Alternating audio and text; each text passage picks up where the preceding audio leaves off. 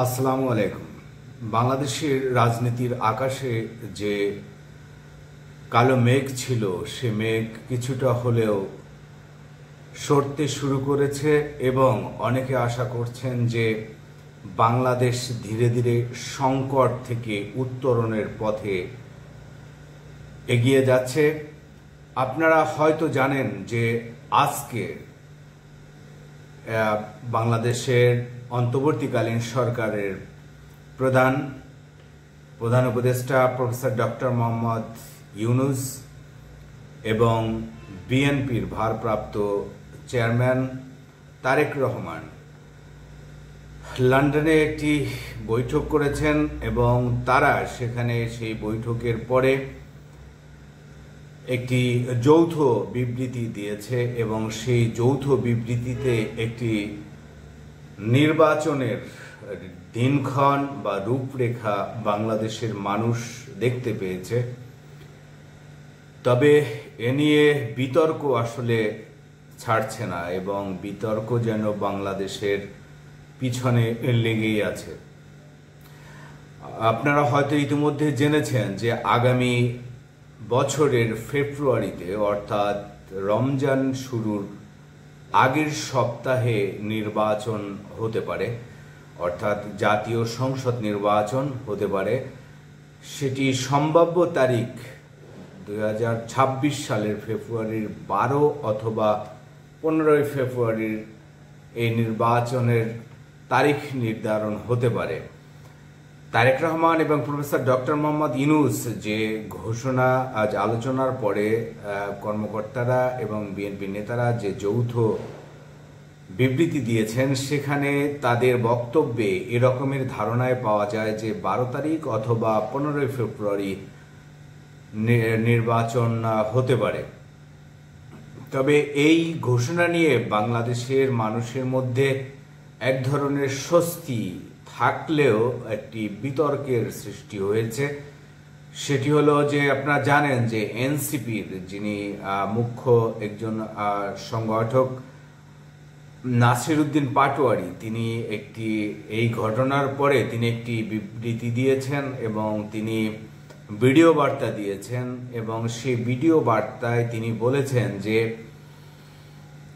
বাংলাদেশের যে কোনো সিদ্ধান্ত বাংলাদেশের মাটিতেই নেওয়া উচিত, সেটি বিদেশে গিয়ে এই ধরনের সিদ্ধান্ত নেওয়া উচিত না এবং একটি দলকে খুশি করার জন্য, অর্থাৎ তিনি বিএনপিকে ইঙ্গিত করে বলেছেন যে একটি দলকে খুশি করার জন্য নির্বাচনকে এগিয়ে নিয়ে আসা বা তাদের সুবিধা দেওয়ার জন্য নির্বাচনের তারিখ নির্ধারণ করা, তিনি এটি সমর্থন করেন না, এটি সমালোচনা করেছেন তিনি।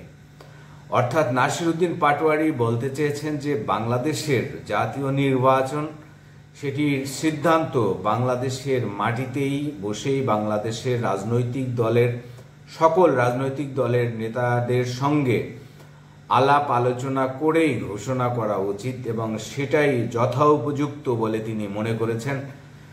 নাসির উদ্দিন পাটোয়ারির এই বক্তব্যের পরে সামাজিক যোগাযোগ মাধ্যমে অনেকেই এটি নিয়ে কথা বলেছে যে বাংলাদেশের জাতীয় সংসদ নির্বাচন হবে সেটি লন্ডনে বসে তার তারিখ নির্ধারণ না করে বাংলাদেশে বসেই সকলের ঐক্যমতের ভিত্তিতে একটি তারিখ নির্ধারণ করতে পারলে সেটি সবচেয়ে হেলদি একটি প্রসেস হতো। কিন্তু দেখা গেছে যে সেটি আসলে লন্ডনেই হয়েছে এবং লন্ডনে বসেই সম্ভাব্য তারিখ ঘোষণা করা হয়েছে।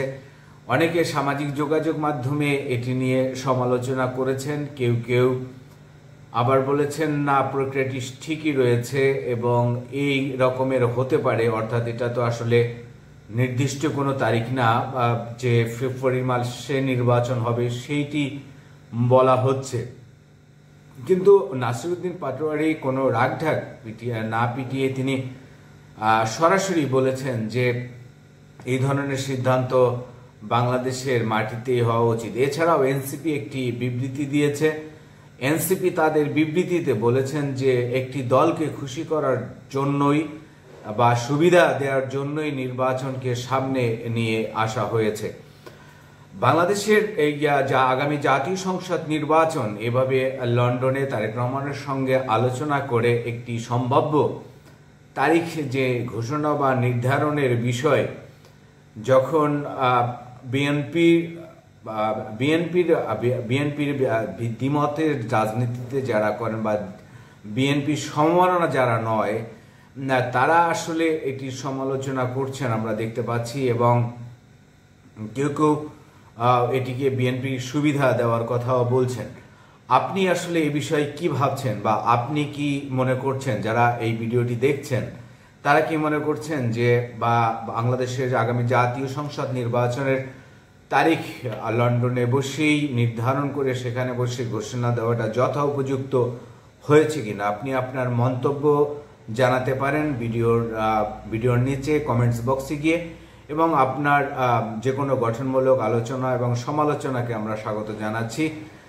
আজকের এ পর্যন্ত, সবাই ভালো থাকুন, আল্লাহ হাফেজ।